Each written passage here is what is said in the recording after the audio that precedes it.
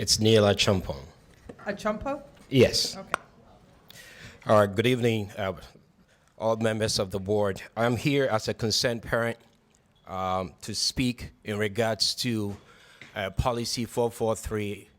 And there is an issue that actually bothers me about it, and I want to just make that clear if there will be a review of the policy in regards to the fact that asking my child could be able to become a transgender, and then a school teacher or somebody else in the school system would help the child to make that decision without going through a parent is actually disturbing. I'm a pastor. I take care of people. Sometimes the temptation is to get caught up in regulation and policies, and we forget that regulation and policies are there to serve people. We're there because of people. You were elected because of people. And I would always respect the great work you do for this county. And I applaud you for it. But I think that policy needs to be looked at again. Because if my 5-year-old is crossing the street, a parental instinct would be, I would never allow the child to cross the street by herself. Because the first line of safety for a child is the parent. And I do believe that we need to go back to those basic things. About, I think a couple of weeks ago, my daughter was sick. They needed to give her some pain medication. They called me, and then they asked me, you need to come here and give the medication yourself. Now, sometimes I sign paperwork for sunscreen, parental, and every simple little thing, there is a parental consent, except this. So I'm asking myself, what's going on here? I see a door that is being opened for predators who are gradually creeping into the school system to destroy. Your good work will be destroyed. So I ask you to go back and look at policy 443. I would always pray for you and trust that you do a good work. But for this one thing, please reconsider and let's change it, because we are building a society that ought to thrive tomorrow and not to create kids who are confused. I am licensed to counsel, and I deal with people every single day. And I realize there are many who are confused. So please, I'm asking you, go back again and look at policy 443 and ask that parents become part of the process, because I do not believe this is right. Thank you. Next up, I have Tom Newmark. Miss Rich, I ask you to start the clock. Sorry. You ready for me to start? Yep. Okay, can you reset me? Because I lost some time there with the applause. Yes. So I'll just ask, we have a lot of public comment. I'm going to stick to the 3 minutes. I've allowed a brief applause, and then we've moved on. I waited the same amount of time, and then I just asked the clock to start. So anyone, if your applause continues, you're going to take time from the next speaker. I don't even know what all the topics are. Mr. Newmark, the floor is yours for 3 minutes. Great. I agree with Dean Rose, who said on March 8th that the Board of Education is not a medical board. The good news is that you don't have to be a medical board to apply common sense in your policy role. You can simply recognize that parents have different views on gender dysphoria and allow them to choose how to support their kids. That's what our proposed policy does. Your current policy forces all parents to agree to affirmative therapy or have their school conducted in secret. This violates parents' rights and risks legal action against you. Our opponents need to consider what would happen if this situation were reversed. How would parents wanting their children's preferred names and pronouns be used feel if schools had a policy that only used their birth name and biological pronouns and kept that secret from those parents? Wouldn't this be a violation of their rights? Of course it would. Our opponents support schools conducting affirmative therapy without parents' consent, citing safety concerns about homelessness, ignoring the safety concerns of other parents who reasonably believe that social affirmation can lead to irreversible medical and surgical interventions. The evidence shows that it does, which is why England, Sweden, Finland, and Norway have all moved away from it. You are leaders of a diverse county. Shouldn't all parents' concerns be reflected in your policies? Opponents made the astonishing claim that minors have a fundamental right to hide their gender dysphoria and name changes from parents, and that schools are legally required to collude with minors to keep this secret. But no such right or requirement exists. Federal law guarantees parent access to education records, and Maryland law allows parents to veto their child's name change request. You are not legally required to keep secrets from parents. You are making a policy choice that other Maryland school boards are not making. Opponents made another incredible claim that because a few bad parents might harm their children due to gender dysphoria, the many good parents are not allowed to know their children's gender concerns. Child abuse for any reason is illegal, and our schools already have procedures in place to deal with it. Our opponents misrepresented the Trevor Project study, which found that only 0.3% of gay and transgender people aged 13 to 18 are currently homeless, which includes temporarily staying at a friend or family member's house. For perspective, we are talking about 73 currently homeless teens out of 19,671. No data was presented about how many of these 73 had been kicked out of the house, and the methodology behind the study has been criticized as biased to achieve its results. Parents are responsible for their own children's welfare. Schools, even in a noble attempt to pursue perfect outcomes, don't get to trample on the rights of the many good parents based on the misdeeds of a few. Our proposed policy recognizes the right of our opponents to choose affirmative therapy for their kids, but also our right not to. To our opponents, I ask, since we support your rights, why won't you support ours? Could everyone who agrees with me please stand? Thank you. Next up, I have Hope Bonanno.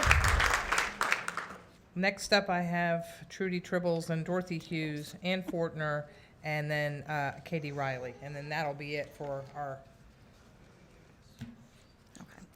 Hi. comment. 3 minutes.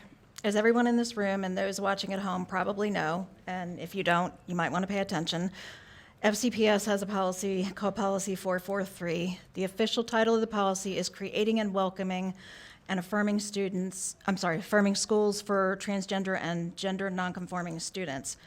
The policy statement reads, the policy is designed to provide an overarching framework and assurances that all students will be safe, welcome, and affirmed. I have no problem whatsoever with all students being safe and welcomed. In fact, that's how it should be. But it tells us right there in policy statement that FCPS will affirm a student's gender identity. Since when does FCPS accept or affirm a child's self-diagnosis, especially without some sort of confirmation of a diagnosis from either the child's pediatrician or primary care physician or any other medical or mental health professional? And also, our children should not have to behave in any such way as to affirm this disillusionment of another child. They also should not be sent to the principal's office for the crime of calling another child by his or her actual legal name instead of a preferred pronoun. Hang on, folks, it gets worse. FCPS's policy 443 states that the child's self-diagnosis as another gender other than their biological sex, that child can also use the restroom and locker room that corresponds to the chosen gender identity of that child. So a biological male having full male biological parts can use the female restroom and locker rooms with all of the other cisgender or biological females while they're changing for sports competitions or using restroom facilities. The other thing is, on overnight field trips, the policy states, Policy 443, will allow students the opportunity to room with others according to their gender identity. So it's the same as the restrooms and the locker rooms, with a biological male with full biological male parts becoming an absolutely overnight roommate with our cisgender biological female daughters. They're going to be cisgender biological females that Policy 443 will make very, very uncomfortable. FCPS cannot create and have a policy that tries to solve a problem for a minority member of the student population at the expense of the majority of the student population. That's just trading one problem for another. This is not supporting every child every day, as the FCPS slogan says. It's favoring one minority part of the student population and discriminating against the other majority part of the student population. Policy 443 needs to be replaced before all the lawsuits start rolling in. Thank you. Next up. Good evening. My name is Heather Fletcher, and I'm speaking on behalf of our Voices for Freedom. We have been here before, and we have had the same discussions. It's been over a year since you guys have adopted the health curriculum framework. I come here today in peace, love, and respect for everyone in this room. Today is the anniversary of something called the shot heard round the world.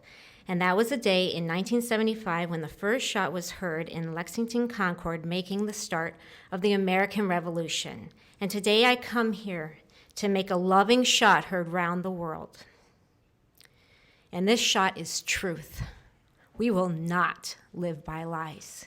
When you confuse young children and tell them they could be a boy if they're a girl, or a girl if they are a boy, when you put them in dangerous situations like what Policy 443 does, where just over in Loudoun County you had a girl raped in the behind from a disturbed young man who dressed in a skirt, and the school board covered it up and moved this young boy, to another school, and he did it again.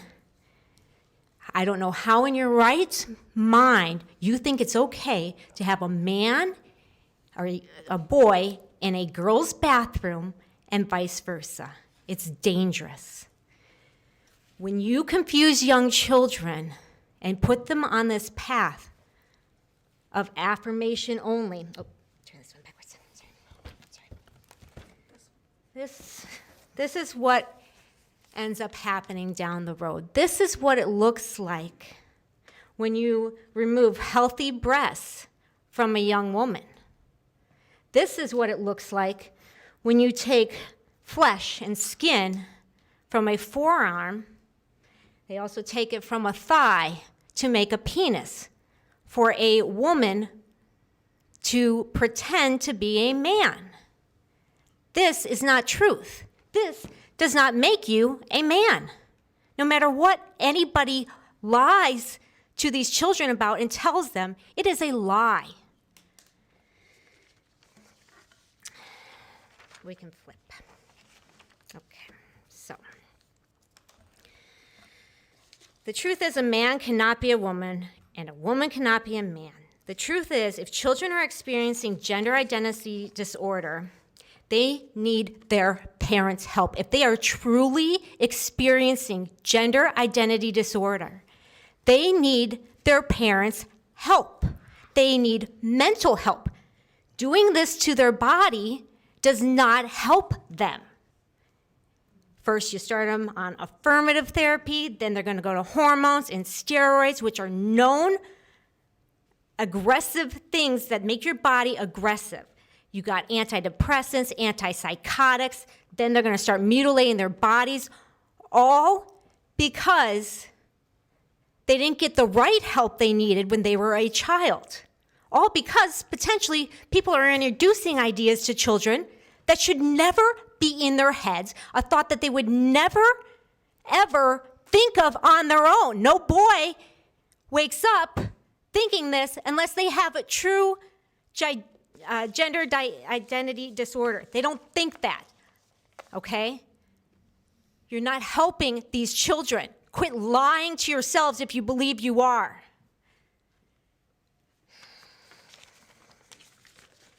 Sorry. All right. This is filth. You're filling our children's minds with filth.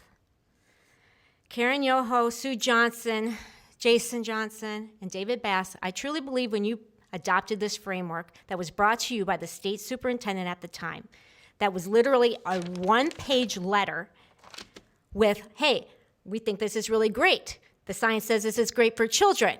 And then signed by a bunch of organizations that are vested in getting this curriculum passed because they make money. And this was enough to say, okay, great, pass it. Let's teach our kindergarteners that they can be boys and they can be girls if they want to. They can be whatever you want. I listened to a teacher bragging on TikTok the other night about how her pronoun lesson. Sue Johnson, again, I would like your attention. Well, I appreciate You you. have 2 seconds left, Ms. Fletcher. Thank I was you. trying to give you a cue that your time was up. It's fine. Thank For you. your public comment. Katie Curitan? Thank you. I have Mamay Jawa, and then Rob Bowersox. That's what I have on my list. So, I'm a former middle and high school teacher with a master's degree in curriculum and instruction. From childhood, I was often singled out as different. Classmates asked me probing, sometimes absurd questions about my religion to tease me. Multiple middle and high school teachers called me out by name in front of the entire class to mock my beliefs. As a 16-year-old, I pulled up late to church one Sunday morning, and as the only person in the parking lot, I was the sole target of a picketer with a large sign shouting threats and demeaning accusations at me. As an adult, I sat through an application interview where my future employer asked me detailed questions about my religious practices and if my beliefs would be a problem were I to be offered the position, which was totally illegal. Over the years, I've been the butt of many jokes by coworkers and even friends, but my story is not uncommon. The justification for adding gender ideology into the health curriculum is typically that we want to help a marginalized group, transgender or gender nonconforming students, to be included, have visibility in the curriculum, help others become tolerant, and eliminate bullying. Wasn't I part of a marginalized group being bullied? Shouldn't I have been protected by the school? Shouldn't the school have created a curriculum to help me be more included and others be tolerant? Well, those are two different things, one might say. Your religious beliefs are a choice.